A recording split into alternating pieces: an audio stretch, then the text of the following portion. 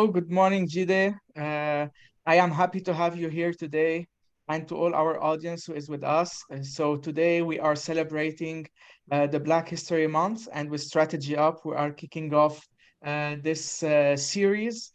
So please join me in welcoming my guest, Jide Adesalu, who is the founder and the CEO of Microhills.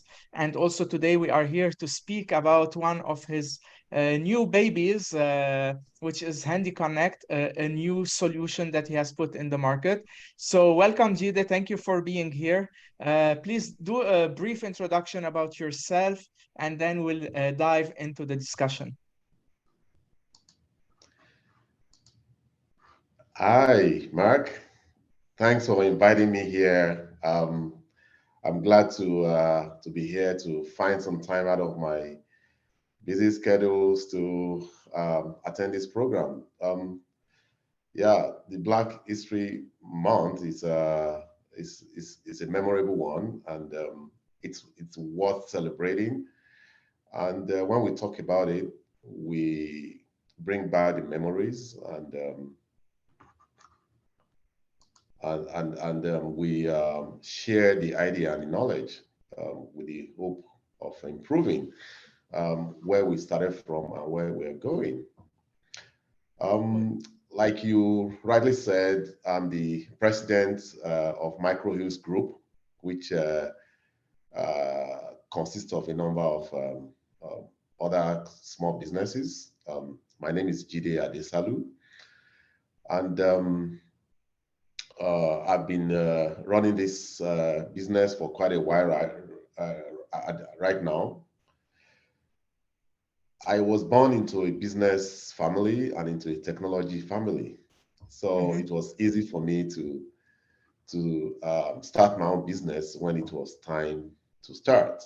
You know, we had a family business in communications, which is mostly about external line planting and installations of telephones and communication gadgets and software and hardware installations. So before I went into the university, I had a stint with my family doing communication business. So it Wow. was easy for me So to pick business my and career. technology is in your blood. It's in the blood. So it was easy to pick a career in information technology, you know. So yeah, and over 40 years later, I'm still in the business. Well, this means that you are doing something right. We need to all learn from you. Yeah. But first of all, before I went into full-time information technology, I had the opportunity to go to university and got a degree in computer science, and subsequently had opportunity to attend various courses and um, learning programs, both within and outside, around the world. Memorable one was when I attended Warwick MBA and Cornell University in New York to learn more about technology. But shortly after my graduation from university, I joined Shell Petroleum Development Company, um, a company that specializes in petroleum exploration and production. And I'm from Nigeria, and that's what we are known for, oil. Yeah, yeah. Yeah. I've been there. So I know what it is. yeah, great. There's a lot of oil going on there, and it was the major source of revenue back then, um, several years ago, but not really anymore. Um, so with Shell Petroleum Development Company, I had the opportunity to join them as early as 1992, and it's all been opportunities to apply my knowledge in computing. One of the struggles I had when I joined Shell company, and I found myself doing a lot of applied computer science, applied technology. As a young man, I was in the all my head was about developing, state of the art software, creating technology for technology world, not really applying Hmm. computer science, because I found myself having to start supporting, teams.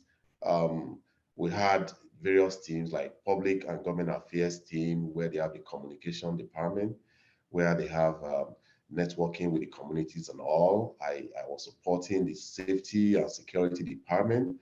I was supporting the human resources department, also the environmental department, and the IT department, and all these departments rely on a few people who know about technology, like me, young man out of university. So it was pretty nice. I started with developing databases and doing data cleanup, trying to increase the quality of their data, and building standalone systems.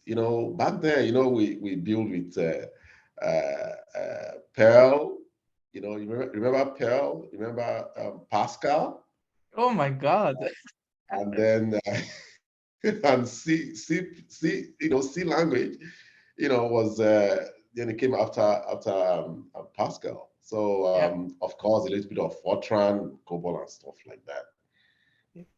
But yeah, it's been a long way with programming languages, and So technically, so this I is what led you. Sorry, this is what led you to where you are today, right? So this is your yeah, yeah, passion to software development and technology and the ICT industry in general led you yeah. to be here all the way from Nigeria to Canada and then to land here in Halifax in Nova Scotia, right? Oh, well, it was a long way. I started as a full stack developer with Shell. Um, and then, that took like about 8 years of full stack development, from standalone system to enterprise systems, and to system support and all that. So I moved into systems engineering after Yeah. that, still within IT, building servers, storages and backup, disaster recovery systems and all. Then I moved into SAP basis engineering, some kind of back end system engineering for SAP system. SAP is a little bit complex enterprise system, which takes like 3 to 5 years to implement Yeah. in big organizations, and sometimes up to 10 years, to have full implementation. So, but I didn't stop there. I move on to um, um, IT management, project management, managing IT projects in systems deployment, system selection, package selections, and training of staff. And I didn't stop there. I had the opportunity to also manage the competence, Hmm. do the competence development of the IT community and some other teams. So, and that gave me some, human resources management experience. I did that for about 4 years during my career, while I was still, doing a little bit of IT behind it. And that requires, understanding what development people need in their present job and Yeah. in the subsequent jobs, and also requires you coming up with a learning program to fill the gap in Yeah. their competence, and getting the contracts to get these learning programs, to bring them to where they can study, maybe within the office area, or send them abroad for learning. And managing the whole process from end to end is an amazing experience. But Yes, of after course. a few years, Sorry, Jide, just to add to it, that actually all yeah, this past experience is amazing for any entrepreneur and business owner, so that we understand the people management and not only the technology or the technicalities of running a business, right? And I think this is what makes someone a successful entrepreneur. yes, that's absolutely correct. You need a lot of experience in finance, accounting and human resources management, networking, people relations, project management, and a lot of things comes together in managing business. Because at the end of the day, when you own a business, you are, you know, in quotes, the human resources director. Even though you have one, you still need to keep your eyes on what's happening. You are the finance director. You are the business development director. You are the CEO. You are the president. No matter how big the company is, you still need to keep your eyes on every area, Yeah, and you need to understand the language of the professionals in those areas. yeah, yes, of Otherwise, they course. won't be on top of the game. Excellent. You Very know. good. Very good. So now fast forward a little bit, and now we are here. You have established Microhills here in Nova Scotia. Tell us a little bit about Microhills, what you're doing now as an organization, what are you serving, who is your typical type of customers, so that we just and our audience who is here with us on Zoom and on Facebook Live, so they would really get to know you a little bit more. So tell us a little bit about Microhills, what you're doing with it right now here in Nova Scotia. Oh, that's thanks for asking. Um, Microhills was developed out of the passion to support businesses.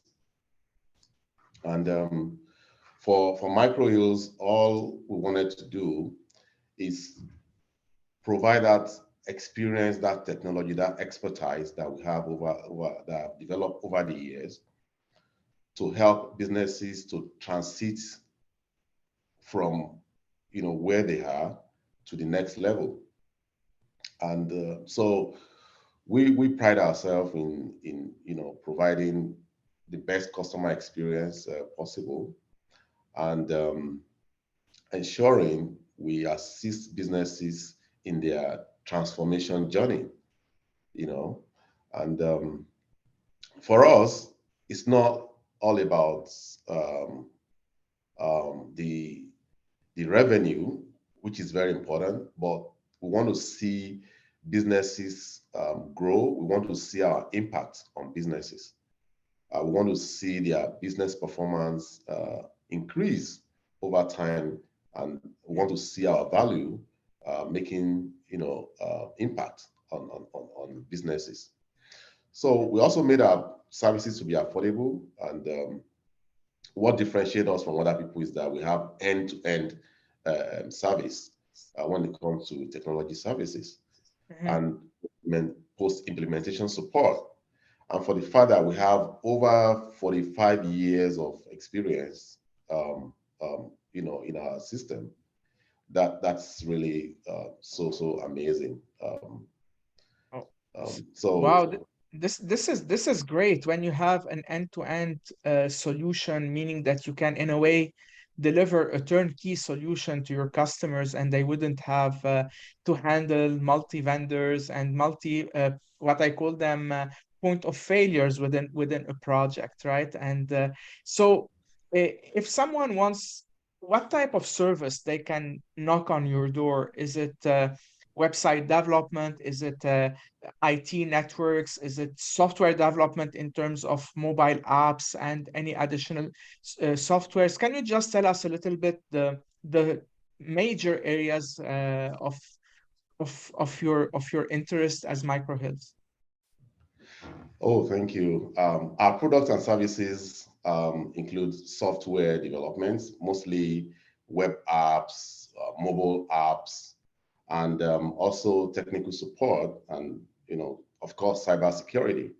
Over the years, we've helped dozens of businesses to grow their internet presence, build them e-commerce websites, and integrate their e-commerce businesses with their ERP systems, and also build bespoke applications, web app, mobile app, over time. So we are basically a software company, and that's what we have been doing all these years.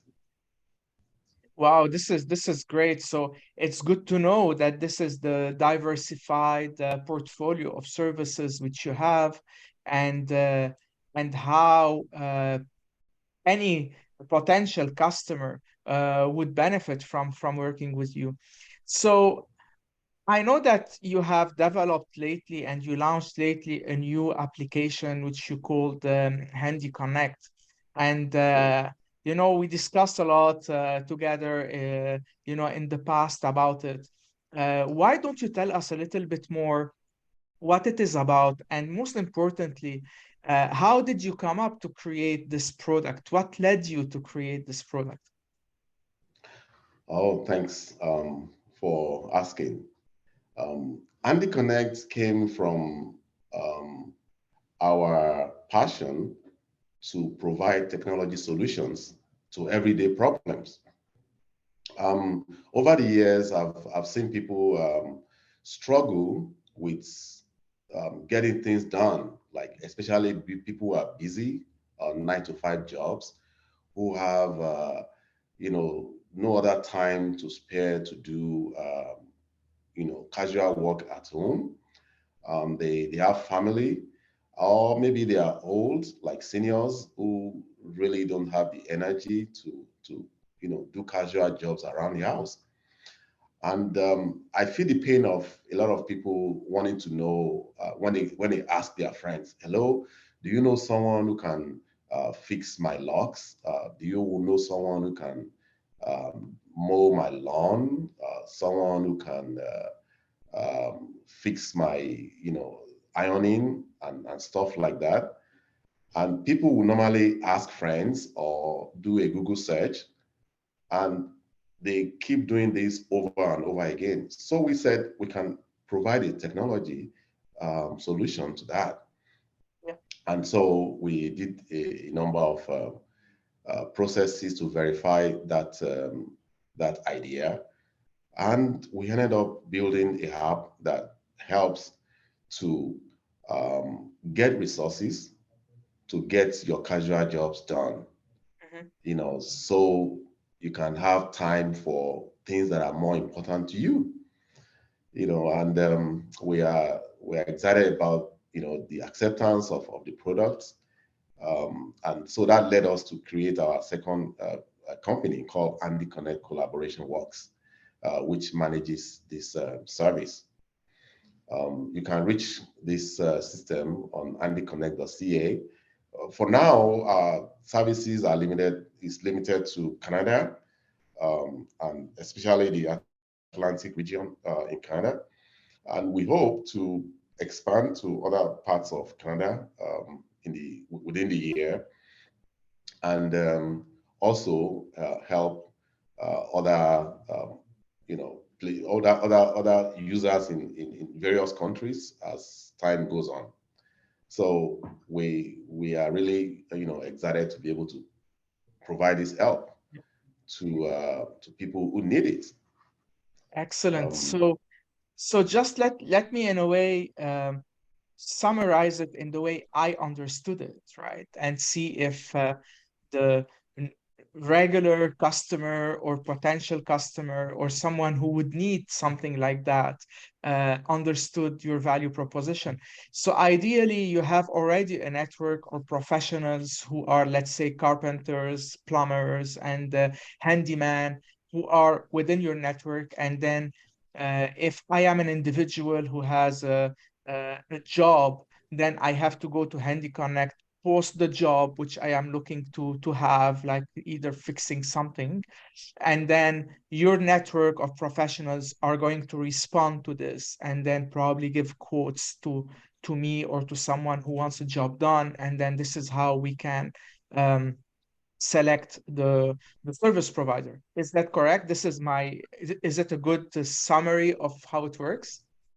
Absolutely. I think you even summarized it better than I did because yeah, we started by building a network of diligent service providers who are able to respond quickly, who are verified by us, and who have a background in in professionalism and in whatever they do, and so our platform also provides them the opportunity to be able to help with getting these casual jobs done. So in essence, we are a software, as a service company, that brings the service providers in contact with those who need help. Oh, And that's great. So yeah. this is leading me to another question, and I want to talk about the elephant in the room over here, is that uh, we are all, in a way, skeptical somehow at the beginning of new websites and new service providers about, will I pay upfront? What if they don't do the job correctly? So this is from a person asking for a service. Or sometimes the service provider is afraid, like, what if I do the job and then the customer is not paying me? Or they start increasing the scope and then this is not what we dealt with. So usually when it is a one-on-one discussion, it's easier to handle.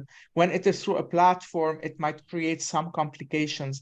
I know that you have resolved this issue. Why don't you tell us how did you do that? Uh, Actually, that is one of the foundation of building this technology because we listen to a lot of people who need help and the frustrations they go through in trying to get help. We also listen to service providers and the kind of frustration they go through. Like you rightly explained, um, job owners have had to go through meeting service providers that are dubious. Some are, you know, professional, some are not, and some are not verified. And so they have nowhere to go to verify this, to know the background of who they are hiring. And nobody is going to make a reference, apart from say, oh, do you know someone who can iron my dresses? And you say, oh, someone did that for me a few months ago. Take his number and see if you can, get him. So we build a user verification process into the system to ensure users are verified, and you as the job owner who is receiving the service can verify that that user is actually verified by HandyConnect. And we provide online payment so you can actually have a contactless payment. We also provided online chatting so you can chat and understand the scope of work. And we also have, money back guarantee because before a job owner, signs the online contract we have, you have to make payments for the job you want to get done. And AndyConnect holds this payment in trust to Mhm. ensure when the job is completed, the service provider gets paid without excuses. Oh, And if wow. there are This is conflicts, great. yeah, to also show that service providers also don't go away with payments without completing the job. So it's like creating some balance in the whole process. And we Okay. have a program, user support program um, that enables people to raise issues, like an issues resolution process. And we have a team that looks at if there are conflicts or issues or challenges, and we can resolve this and take a decision on who gets paid and who doesn't get paid. And so Wow, it's a this complete is great. package. Yeah. So Jide, just let me ask you one more question about that. Um, So also we understand that in this industry of handyman and in a way construction and fixing stuff, there is an upfront cost to purchase material. So how this is handled? Like if you hold all the money in trust, how can the service provider finance the purchasing of material that is needed for a specific job? So is there like a split that you say maybe we hold in trust X% and then the other percentage is released for purchasing of material, or there will be an additional fee for material purchase? Okay, thanks for that. For casual jobs, which are the major focus, service providers are expected to be able to provide their own tools and materials to get job done, and we don't really have to get involved in that. And where they need to make a little investment of a few hundreds of dollars, we encourage service providers to take a step to make that investment, because that also gives some level of commitment to them. If you use your money to buy some materials, you want to ensure the job is completed so you can, get paid. Mhm. One of the major issues that job owners have is they give some money to service providers, they go and buy materials, do the work halfway, and then they don't show up again. And then a new person comes and says, "Oh, this is the wrong material that this other guy bought. I can't use it, and I have to buy another one." So we encourage people, service providers, to show that level of commitment, buy the materials, knowing well that your money is waiting for you. Um, Yeah. you're not going to stay a minute longer than necessary once the job gets done. This However, is good.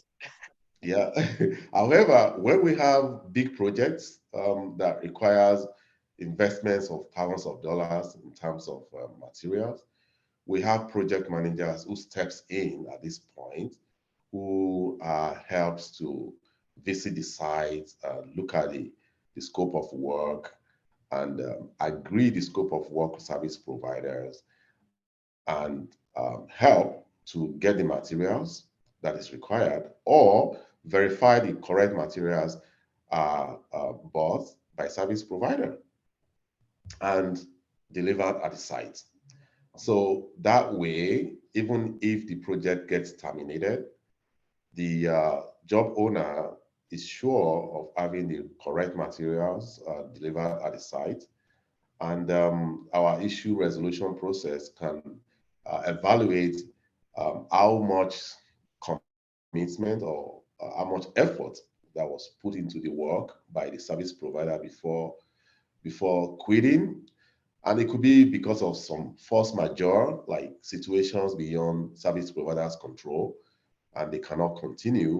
We look at all these details and award payment to service provider, and probably get a new provider to continue, or return the balance to the job owner to find someone else. Wow, when we talk about that, it seems all easy, great user interface, probably is going to be a great customer experience. But I am sure now let us wear a little bit the hat of the IT developer. I am sure that it wasn't an easy ride to reach to this outcome, right? So why don't you tell us a little bit about some of the challenges that you have faced while not only maturing the idea, but while even developing the whole software and the whole backend to make it ready and available in the shape and in the form it is ready right now. Why don't we talk a little bit about this aspect of IT software development? What are the things which you would recommend anyone to really pay attention to, not to fall into the same pitfalls or traps? So, what can you give as a as an advice to our audience who is with us here on Zoom or on Facebook. And please, anyone in the audience, if you have any questions to Jide, please put it in the chat or in the Q&A, and then we'll be more than happy to answer these questions. So Jide, why don't you tell us a little bit about the struggles and the challenges, and what would be your recommendations for anyone who want to do software development? Well, it's a professional thing. It's not, one of those things you can pick up and, like, a lot of people I see try to develop their own websites, which is quite easy these days with a lot of CRMs. Just get on the on the internet, read some things on how to develop a website, and you can go ahead and do it. But developing systems is a little bit more complex. We started from brainstorming and getting our ideas out there and doing a survey and questionnaires and trying to really meet people who need this product, and trying to find out what exactly they need, what they want to see in the product. And once we have the idea validated and we really believe people want to use this product, we started putting team together. The developing team, which consists of the design team, the testing team, the programming and coding team, and also the systems engineering team. So putting all this together, it's not so easy, but I mean, it's possible. We just did it. And one of the major challenges we discovered was a lot of the members of the team were people who are used to the waterfall project management methodology. And we discovered early in the project that with waterfall project management methodology, uh, it would not work with the kind of system we wanted to develop. Because even though we have an idea of what the user wants, we don't have the total picture from end to end of how that is going to be delivered. And so we needed to change our methodology from that. We have to ensure that more people in the team understand agile methodology of projects delivery. And so we had to send a number of our team members for training on agile project management methodology, including myself. I actually had to get a certification in agile. It's something I've practiced over the years, but never thought a certification is necessary. But during this process, I actually got one myself to encourage my team members to get it. And so with that methodology, we were able to ensure we deliver the software in an incremental way, and so the users can be part of the system development at every step, and we can measure our progress easily. We can check the velocity of our team, how quickly we can deliver, and we can check the cohesion between the design team and the development team and the testing team, and see how the developed products, passes through development to testing to integration and all that. So that's really helped to put the project in perspective. Of course, we had to decide on the hardware, on the infrastructure that was needed. Initially, we toyed with the idea of having our local, server to host the system. But we also discovered that with the millions of people we require and with the kind of availability we want, we decided to go for cloud implementation.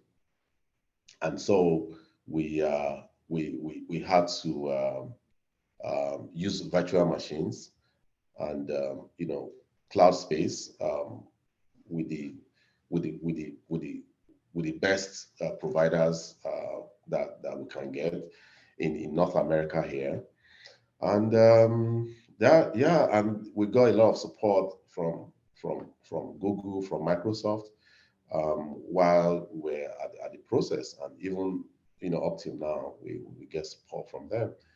And So, so it was um, the determination of the team and professionalism that helped to realize the final goal of the of the project.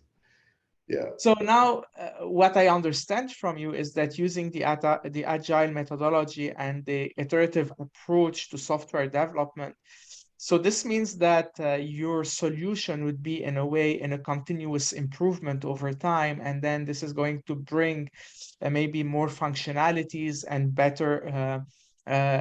better service to your customers, whether they are the service providers who are within your network or they are the end users who are posting jobs. Uh, how how would you think that your customers are going to help you improve the software? Do you have a method or a methodology or a process in place where if I am on the website and I have a suggestion for improvement, to be able to send it to you so that you can take it into consideration? Yes, very well. We on our website we have the feedback links. We have the telephone, our office phone number that you can reach us on 902 88 08704. And you can contact us at handyconnect.ca if you want to reach us by email. And you can also visit our office at 1505 Barrington Street, the Maritime House, Suite 100, here in Halifax, Nova Scotia, Canada. And so we also have on our website the issues resolution links, where you can click to provide ideas or comments or feedback. Um, so you can reach us both on our internet, on Facebook, and also on Twitter and Instagram, to ensure that your feedback is able to get to us. On the methodology is in such a way that users are carried along at every step of the way.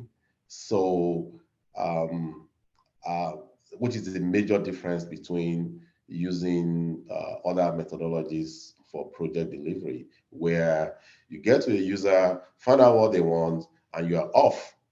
And then develop the whole thing, spend months and years to develop it, and you're back and you give it to the user. Yeah, here it is, what you asked for. And the user looks at it and like, oh, really? This is not really what I wanted. I actually wanted something a little different. And so the agile methodology ensures that there is you prioritize a working software over documentations, and you prioritize connection with your customers over having to have a contract, to deliver projects. So at the end of the day, it helps to have a software that users are ready to use from the first day that it is deployed. And we are happy with the comments we're getting from users so far with our MVP product that is now available online. Very good. I am really looking forward to see this the success story, and maybe hopefully in the future we will host you on another webinar to talk about the success story of HandyConnect. Now, I just want to shift slightly the discussion and try to understand from you as business owner, as an entrepreneur, as someone who is investing in our market and trying to bring solutions to our community. Um, Let us talk a little bit about the outlook, the economic outlook. What do you think is going to happen? How do you see um, the growth that is happening here in Nova Scotia? Is it going to help us more as entrepreneurs? Are you positive towards a positive future? Let's talk a little bit about that, because we know that here Nova Scotia and Halifax is one of the fastest growing cities. It's also one of the fastest growing provinces. The population is growing here. So tell me a little bit about what are your feelings as an entrepreneur towards the future of our market, of our province, and the services that we're going to deliver to our community. Yeah, thank you for asking. And that's a very good question. This is the celebration of the Black History Month, and I would like to mention that the Black community have contributed tremendously to the economies of Canada and to the development of Canada. And the Black people, have been around in Canada for over 200 years, and they have been, um, um, very entrepreneurial in their ways. They have successful businesses all around, and right now there are over, a million, almost 2 million Black people in in Canada. But among this, the sad thing is that not a lot of Black people are doing business, and among these, maybe just about a couple of thousands are those who have been able to start a successful business. But with diversity in our country and the support from the government and from every other sections of the community, the Black business is beginning to grow more. There is more awareness and there is more exposure, more support from everyone. And this is the celebration where the theme is ours to tell. This is an opportunity for Black businesses to tell their stories of how they started, how they got to where they are right now, and where they are going. But in general, the business environment is bright in Canada, especially in the Atlantic region. Um, but in the last few years, we saw the effect of COVID, which slowed business down all around the world. Canada is not an exception. We also saw the effect of the Russian war just when the businesses are recovering from COVID attack, and that has also slowed the business down and threatening to run a lot of economies into recession. But the Canada economy is very resilient, thanks to the to all those who are responsible for making things work, and there are indications that things are going to get back to normal within the next few months, or probably in a year, and businesses can bounce back to normal. The contribution of Black people it can be traced back as far as the number 2 construction battalion, who are predominantly Black people who took part in the First World War, and who performed wonderfully, and they were part of the major success recorded by Canada. And that resilience, that determination is what is pushing a lot of black community right now to do well in businesses, to pay more attention into providing value in their communities, and growing the economy of Atlantic region and Canada in general. We are experiencing a lot of population increase. A lot of immigrants are coming in from um, not only from black countries and from also colored countries, and also from all other part of the world, which shows that Canada is still the best, one of the best destinations for people of all walks of life. And we have a population that is growing, young people who are ready to do something. A lot of people also getting education. A lot of black people, especially immigrants, are coming with university degrees, and when they arrive Canada, they also wanted to go to school to be able to contribute more to the economy. And if you look at Halifax, Nova Scotia, generally, you will see our population has increased tremendously in the last few years. And that also came along with increase in businesses, increase in cash flow, and the economy is getting better. There is um, crisis in accommodation, at the moment, but I mean buildings are springing up everywhere, and thousands of people are getting employed. Services are supporting the real estate business, and the technology company is also growing tremendously. Major technology companies are creating their offices and headquarters in Nova Scotia because they realize the amount of human resources, trained and professional human resources that we have here in Canada. We have, in Nova Scotia, we have over 7 universities, in each, in Nova Scotia alone, with a lot of colleges and learning institutions that are providing the manpower resources into growing businesses. And there is also tremendous support from the government of Nova Scotia, and from HRM, and also from our MP here in Halifax, um, and MP and the Fillmore, who recently was able to convince even NATO to establish a location here in, uh, in Halifax that will bring jobs to thousands Yes, of course. of Nova Scotians.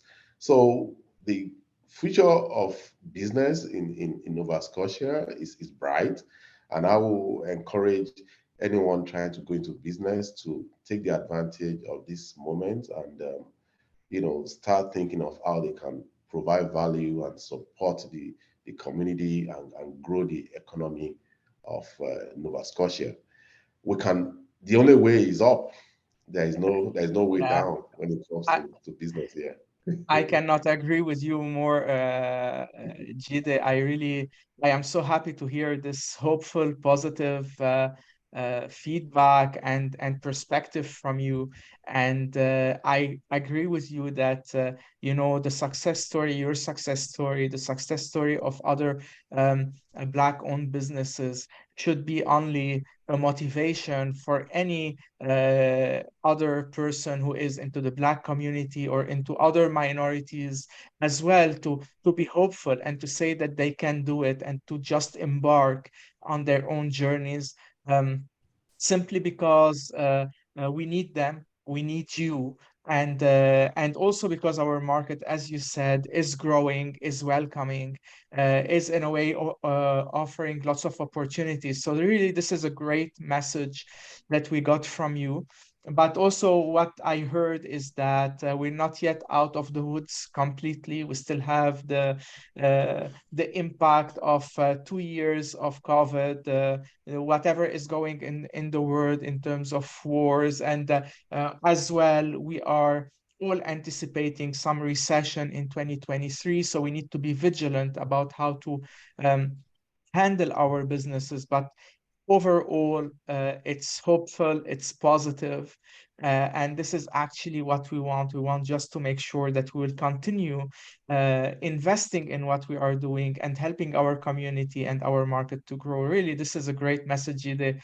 Towards the end of our webinar, time is flying. I am just looking at the time, and we just have like under 10 minutes remaining. So Oh, before going into the closing discussion, I just have here a question on the Q&A. Someone is asking, an anonymous user is saying, does it cost me anything to create a profile on HandyConnect? well, it's free for every user to create a profile and use HandyConnect. It's absolutely free. Whether you are a service provider or you are a job owner looking for help to assistance to complete jobs, it is absolutely free to be part of HandyConnect. Okay, that's good to know. It's good that everybody can go on this platform for free, and then they will only pay when a job is accepted and when a job is delivered. This is really good for us to know. Very good. Yeah. So, Jide, I am really sorry that we are reaching towards the end of this session. I would hope that we could still talk for hours and hours. I know that both of us might have lots of stories to tell around the Black business community and celebrating Black History Month as well, and talking about us as entrepreneurs in this beautiful community and province of ours. So what would be your final words, your final advice to anyone who is here watching us and listening to us in this specific moment of celebrating the Black History Month? Yeah, I want to say we are known in Canada for being very welcoming, and we should keep that spirit on. We should support the local businesses, especially the Black community, in every way we can. Looking at the history of Black people over 200 years, and this is an opportunity for people who want to start businesses to go all out to to follow their dreams. And with that determination, they will surely succeed. The economy is a little bit slow, but there is light at the end of the tunnel. And so, all about business. I mean, what all about business is about creating value. Find the value you can create, and solve a problem in your community, and generate revenue while doing that, and support your community as much as possible. So it's a great opportunity to have a business running, or some businesses running here in Nova Scotia. It has been a great experience for me, and I'm also encouraging other people, especially the Black community, to venture into businesses and look for a way to also support the larger community with their services and products. That's great. Yeah. Thank you. Thank you so much, Jide, for being here with us today. It was really a pleasure and an honor to have you here celebrating together the Black History Month. I just want to thank the audience as well on Zoom and on Facebook Live. I just want to say that today we kicked off one of three webinars which we're going to do over the Black History Month. Next week on Wednesday, we're going to have an amazing guests, I would say. It's a mother and her daughter. It's about Taya Tai's business. So please join me next week, same time on Wednesday at 10 a.m. Atlantic time. We're going to talk about how young lady who started a business at 12 or 13 years old, and now it's becoming one of the major businesses here in Nova Scotia and in Halifax. So please join me next week. Jide, thank you so much for your time. It was really a pleasure having you here. Uh, I know that I took a lot of your time preparing for this webinar and being here. I really hope that we will have more discussions in the future to talk about the success of HandyConnect and also your success with Microhills. And until then, I want to thank everyone for being here with us. And I hope that I will all see you next week on Wednesday for our second webinar for the Black History Month. Thank you, everyone, and have a great day. Thank you, Jide. Yeah, thanks, Mark, for putting all this together. Thanks to all the our audience out there for making it, and enjoy the rest of your week. Thank you. Take care. Bye, everyone. All right, bye for now. Bye. Yeah.